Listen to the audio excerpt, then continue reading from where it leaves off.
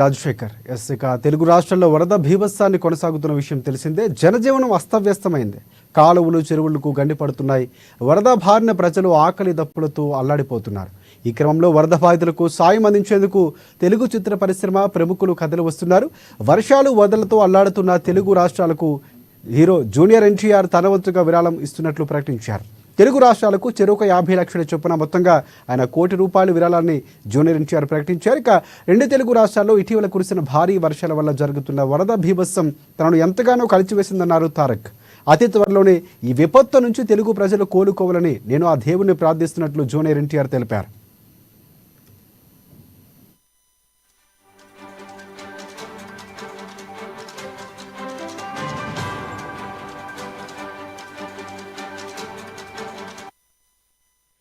అలాగే వరద బాధితులకు పట్టభద్రుల ఎమ్మెల్సీ తీన్మార్ మల్లన్న కూడా భారీ సాయం ప్రకటించారు. ఎమ్మెల్సీగా తన 1 నెల జీతాన్ని సీఎం సహాయ నిధికి విరాళంగా అందజేస్తున్నట్లు తెలిపారు తీన్మార్ మల్లన్న. ఉమ్మడి వరంగల్, ఖమ్మం, నల్గొండ జిల్లాలో భారీ స్థాయిలో వచ్చిన వరదల కారణంగా దాదాపుగా ₹5,000 కోట్ల నష్టం వాటిల్లిందని అన్నారు.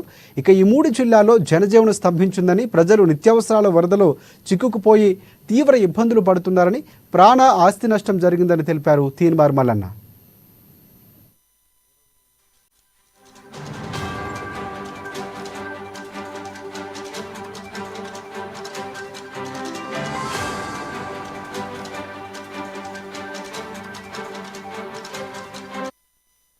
ఇక తీన్మార్ మల్లన్న నెలసరి జీతం ₹2,75,000 సీఎంఆర్ఎఫ్కు ఇచ్చినట్లు తెలుస్తా ఉంది. ఇక తెలంగాణ ప్రభుత్వ ఉద్యోగులు ఉదారతను చాటుకున్నారు.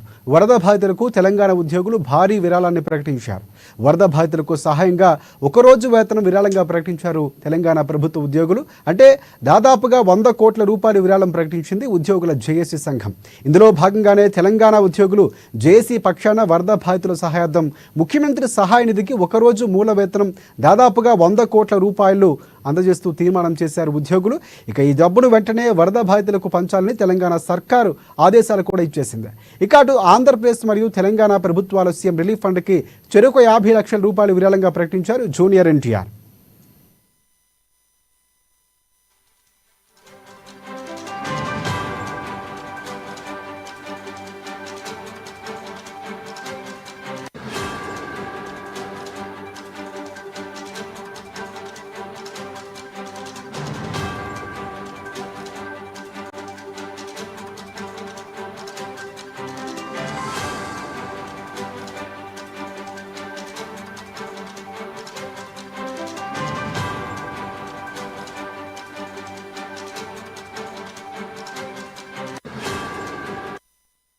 రైట్, ఇక విశ్వక్షేణ్ కూడా ₹10 లక్షలు ప్రకటించారు. తెలుగు రాష్ట్రాలకు సంబంధించి చెరొక 5 లక్షలు ప్రకటిస్తూ ఆయన తన ఉదారతను చాటుకున్నారు. అలాగే బాధితులు గండగా సినీ ప్రముఖులు వరుస కడుతున్నారు. తెలుగు ఫిల్మ్ డైరెక్టర్ త్రివిక్రమ్ కూడా ₹50 లక్షలు ప్రకటించారు. నాగవంశీ, డైరెక్టర్ త్రివిక్రమ్ కలిసి ₹50 లక్షల విరాళంగా ప్రకటించారు. ఏపీకి ₹25 లక్షలు, తెలంగాణకు ₹25 లక్షల కూడా ముఖ్యమంత్రులు సహాయ నిధికి అందిస్తున్నట్లు వారు తెలిపారు.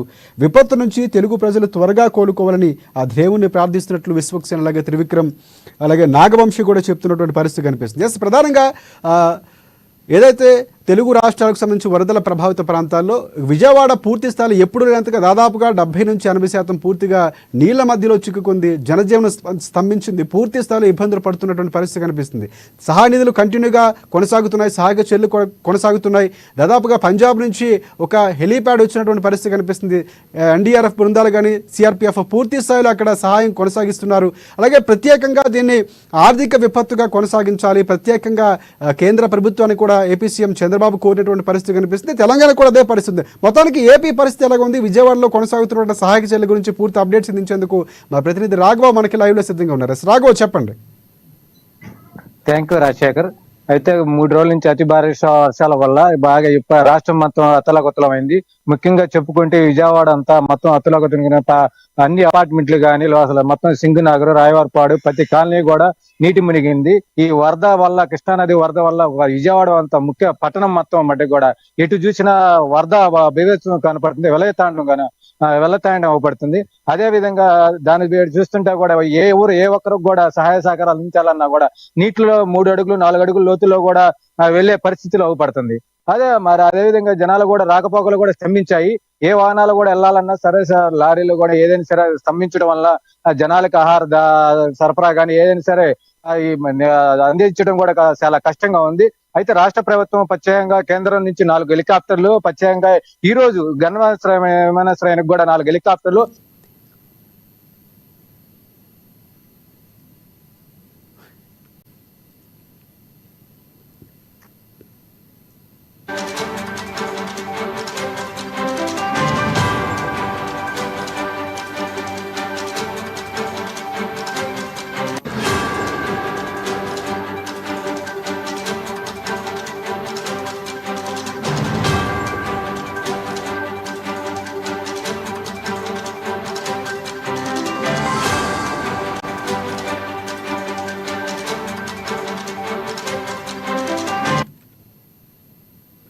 రైట్, అక్కడ విజయవాడకు సంబంధించి పూర్తి అప్డేట్స్ అందించేందుకు రాఘవ మళ్ళీ మనకి అందుబాటులోకి వచ్చారు. సో రాఘవ చెప్పండి.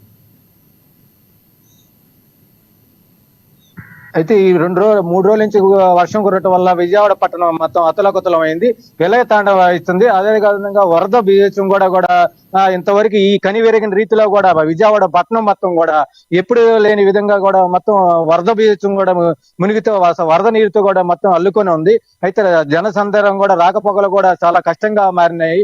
ఏ ఒక్కరు కూడా బయటికి రావడానికి కూడా 4-5 అడుగుల రోజుల్లో నీరు ప్రతి ఇంటి ముందు కానీ అపార్ట్మెంట్లు కానీ ఇంటి ముందు కూడా నీరు కూడా చేరటం వల్ల ప్రతి కష్టంగా ఉంది ప్రజలకు కూడా.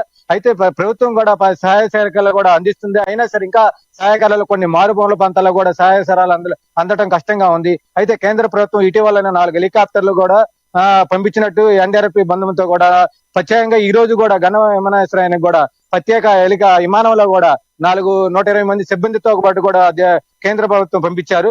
అయితే ప్రత్యేకంగా కూడా ఈ 2 రోజుల నుంచి కూడా ఆహార సహాయకారాలు కానీ పాల ప్యాకెట్లు కానీ అసలు అన్ని కూడా అందించడం కూడా ఇంకా వెనకడ మూలమల్ల ప్రాంతాలు కూడా చేరటం కూడా కష్టంగానే ఉంది.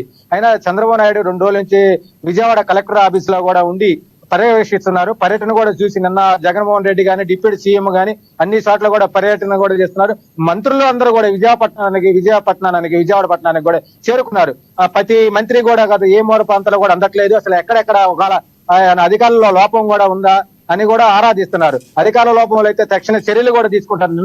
అది కాక నిన్న సచివాలయ సిబ్బంది కూడా చాలా వాటికి ఆ విధుల్లో కూడా గైడెన్స్ కూడా వాళ్ళకి కూడా షోకేజ్ నోటీసులు కూడా ఇచ్చినట్టుగా సమాచారం. రాజశేఖర్ అదే విధంగా కూడా చూస్తుంటే విజయవాడ పట్టణం మొత్తం కూడా అసలు ఇంకా 4 రోజులకు కూడా తేరుకునే సమయం పట్టొచ్చు. అంటే ఈ బురద కూడా మొత్తం బయటికి చేరాలంటే 4 రోజులు పట్టే ఉంది. ఈ బురద చేరటం వల్ల అనేక డెంగ్యూ జ్వరాలు కానీ వైరల్ ఫీవర్లు కానీ కూడా వచ్చే అవకాశాలు ఉన్నాయి. అయితే ప్రభుత్వం ఏ విధంగా చర్యలు తీసుకుంటుంది, ఇంకా ముందు చంద్రబాబు నాయుడు కూడా అందరూ అధికారులకు కూడా నిర్దేశం చేసి ఒక అలర్ట్ కూడా ప్రత్యేక శిబిరాలు చేశారు. రాజశేఖర్ రైట్ రాఘవ, ఒకటి ప్రధానంగా అంటే సీఎం చంద్రబాబు కూడా పూర్తి స్థాయిలో అధికారులపై అసహనం వ్యక్తం చేశారు కొన్ని ప్రాంతాల్లో. తర్వాత వారు సరిదిద్దుకునే ప్రయత్నం కూడా చేసినట్లు తెలుస్తుంది. ఇంకోటి అంటే రిటర్నింగ్ వాళ్ళకు సంబంధించి కూడా వైసీపీ టీడీపీ మధ్య కొంతవరకు వారు కొనసాగుతుంది. ఇలాంటి సమయంలో కూడా వారు కొనసాగిస్తున్నటువంటి పరిస్థితి. ప్రధానంగా కరకట్టపై ఉన్నటువంటి సీఎం చంద్రబాబు ఇంటికి ఎటువంటి ప్రమాదం వాటిల్లకుండా బుడమరేరుకు సంబంధించినటువంటి పూర్తి స్థాయిలో అక్కడ నీటిని విడుదల చేసే ప్రయత్నం చేశారని జగన్ కూడా విమర్శించినటువంటి పరిస్థితి కనిపిస్తుంది. సో అంటే ఈ నేపథ్యం అక్కడ సహాయక చర్యలు ఎలా కొనసాగుతున్నాయనేది చూసుకుంటే రాజకీయాలకి కొంత తావిస్తున్నారని అనుకోవచ్చు మనం. అయితే వైఎస్ జగన్మోహన్ రెడ్డి కూడా నిన్న అసలు మేము కరకట్ట వాళ్ళు కూడా నిర్మించాం, బుడమనేరు కూడా చంద్రబాబు నాయుడు కూడా ఇల్లు మునగకుండానే ప్రజలకు ఇల్లు మునిగిపోతున్నాయని కూడా నిన్న విమర్శలు చేశాడు. అయితే ఆ విమర్శలు తగ్గట్టుగానే కూడా మన టీడీపీ కూటమి ప్రభుత్వం కూడా ఎదురుదాడి జరుగుతుంది.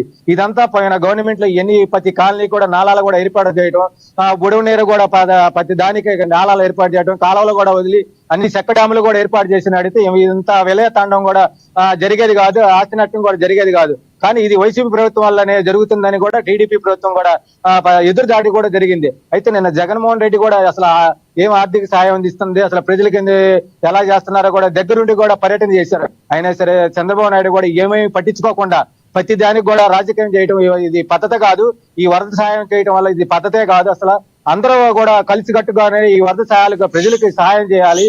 అసలు చంద్రబాబు నాయుడు ఒక మీడియా సమావేశంలో కూడా ఒక సందర్భంలో కూడా మాట్లాడారు. అయితే ఈ నిన్న జరిగిన సిచ్యువేషన్ ఈ వరద నేపథ్యంలో కూడా ఈ వరద నేపథ్యంలో కూడా ప్రతి ఒక్కరు కూడా దీంట్లో పాలు పంచుకోవాలనే కార్యకర్తలనే కాదు, సినిమా యాక్టర్లు కానీ ప్రతి ఒక్కరు పాలు పంచుకోవాలని కూడా నిన్న చంద్రబాబు నాయుడు కూడా చెప్పినట్టుగా తెలుస్తుంది.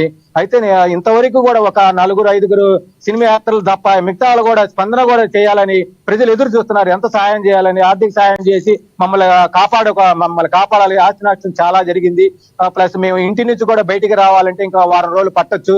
మా ఆస్తి నష్టం కూడా జరిగింది, పొలాల పంటలు కూడా జరిగినాయి. కేంద్ర సాయం కూడా ఇంకెక్కువ సాయం చేయాలని కూడా ఆర్తనాలు కూడా ప్రజల నుంచి వెల్లువిస్తున్నాయి. Rajasekhar right thank you.